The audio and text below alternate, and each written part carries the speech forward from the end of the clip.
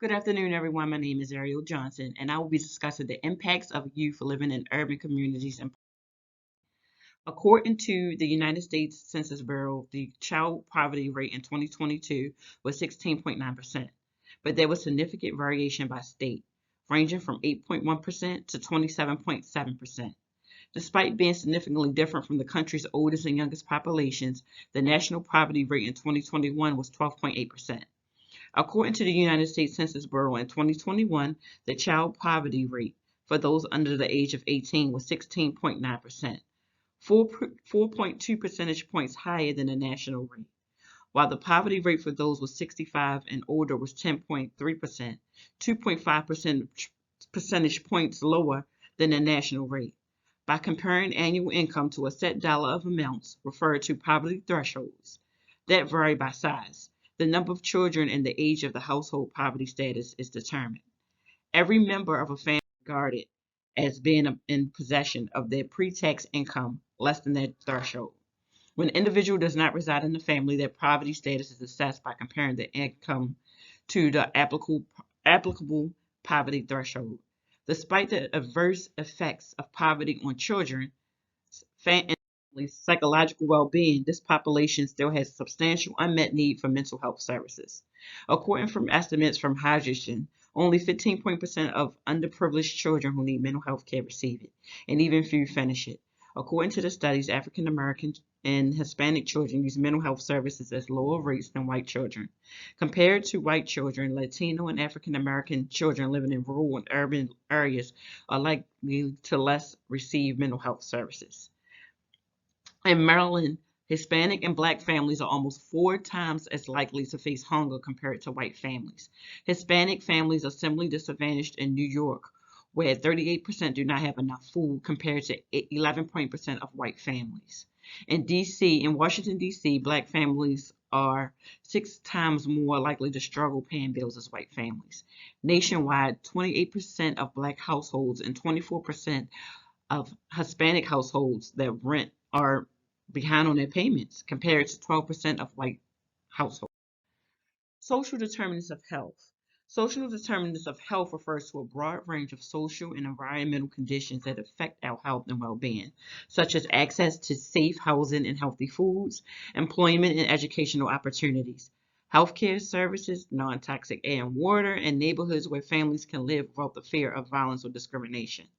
Growing up in poverty is a powerful social determinant of health because it can affect children's access to many of these health promoting conditions. Children of color from single parent family households and from immigrant families are most likely to live below the poverty line. They have also encountered racial and economic discrimination. The chronic stress of living in impoverished and unhealthy conditions can overwhelm stress a child's stress response systems, causing what has been referred to toxic stress. Toxic stress affects a child's brain architecture and increases the risk of developing poor physical behavior, behavioral, social, emotional, and cognitive health. It can also lead to a range of chronic illnesses well into adulthood, including heart disease, substance abuse, and depression. Youth who live in poverty are more likely to be exposed to multiple adversities such as parent incarceration, violence, housing instability, racial or economic discrimination, and household substance abuse. Unfortunately, there are a number of parents raising young children in poverty who are also raised in poverty themselves and exposed to chronic adversity. As a result, they too may suffer from traumas and feel limited in their abilities to provide the environment they would like for their children. 1 in 8 live in homes where parents have poor mental health, which can affect their abilities to focus on the children's needs and provide a consistent and nurturing environment.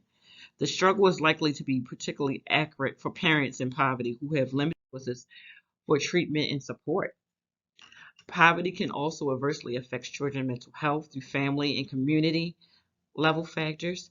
Families living in poverty experience a unique array of stresses, such as food insecurity and housing problems.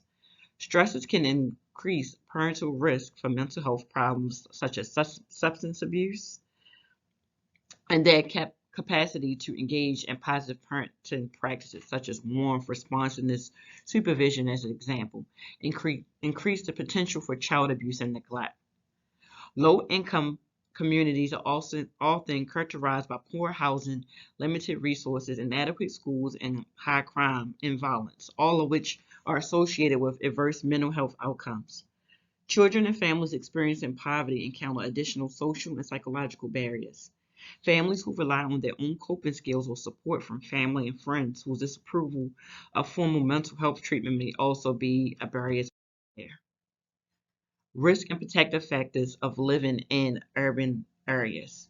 Some of the risk factors for youth is low self-esteem, negativity, anxiety, low-level depressive symptoms, insecure attachment, poor social skills, poor parenting, shyness, emotional problems in childhood, poor parenting, single parent family, parent with anxiety, substance abuse among parents, lack of adult supervision, poor attachment with parents, family dysfunction, family member diagnosed with schizophrenia, sexual abuse, parental depression, stressful events, peer rejection, poor academic achievement, poverty, community violence, school failure, low commitment to school, not college bound, aggression toward peers, associating with drug using peers, an urban setting, loss of close relationship or friends. Some of the protective factors are positive physical development. A child can have high self-esteem if being mentored, emotional self-regulation, good coping skills, and problem-solving skills if they're in therapy or they have support in their life. The youth engagement and connections with two or more following context, school with peers and athletics, employment, religion, and culture, a family to provide structure, limit rules, monitoring, supportive relationships with family members, clear expectations for behaviors and values, presence of mentors and support for development of skills and interests, opportunities for engagement within school and community, positive norms, clear expectations for behavior, and physical and psychological safety. Some of the interventions that social workers can do to help the youth is if they're growing up in a safe, stable, and nurturing relationships that can be highly protective, raising young children in poverty have learned to create and use their social community networks for support and to provide safe and supportive home environments for their children. Parents can be powerful buffers of adversity by providing a nurturing and responsive environment that supports secure attachment relationships and a sense of routine predictability. Um, there has been a great deal of research demonstrating that the effectiveness of parenting focused interventions to strengthen parenting capacities, capacities and skills. These interventions reduce reliance on harsh discipline and reduce child behavior problems before they become chronic.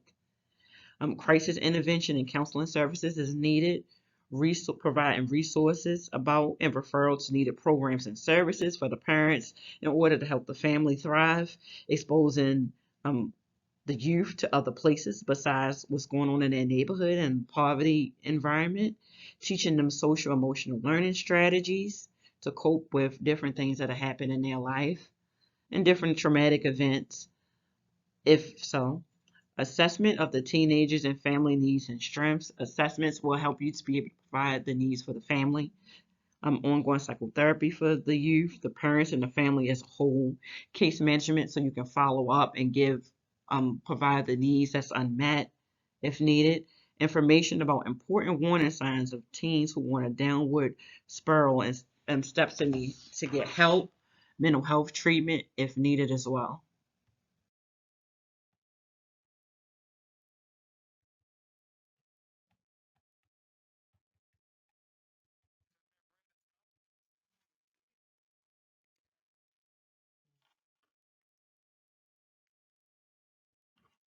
So when you watch the news recently, the youth, we're living in a world where the youth is so much is going on with them. Recently, it's been youth being killed.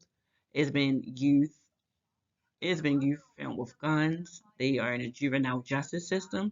When you turn on the news, these are all the things that you see, not only in Baltimore City, but nationwide of youth that lives in urban and poverty-stricken communities.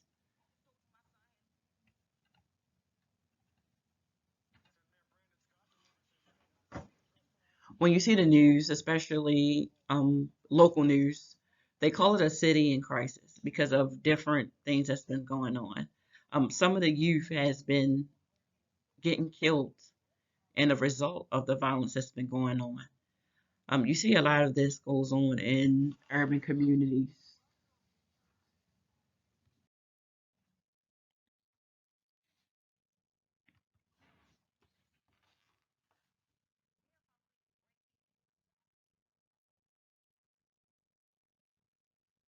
And what's been going on recently in Baltimore City, the youth has been getting together in different places and it's just been causing chaos.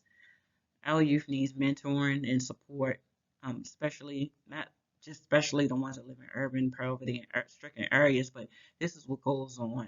It's a lot of peer pressure um, of the youth, and they follow what their friends do. But these are some of the things that goes on, and when you turn on the news, especially in Baltimore City, you see a lot of things that's been going on with our youth. That poverty, poverty in rural-stricken areas.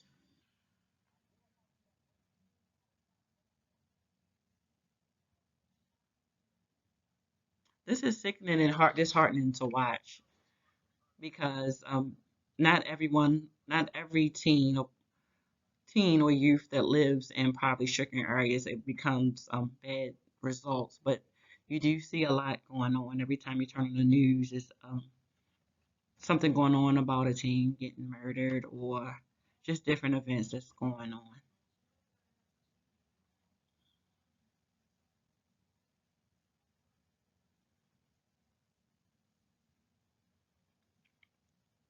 In order to save our youth, mentoring is so important.